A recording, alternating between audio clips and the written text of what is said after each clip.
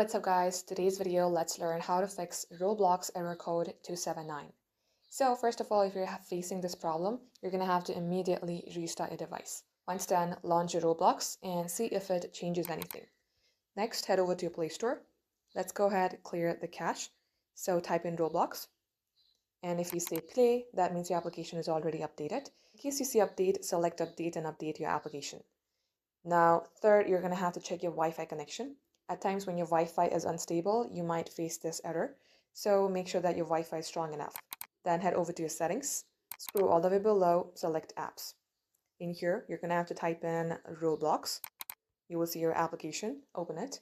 Scroll below, make sure this is toggled off, and then select storage. From here, clear the cache. And lastly, select force stop, select OK. Again, restart your device, launch your application, and it will work. So guys, these are all the fixes that you can try. Thank you for watching.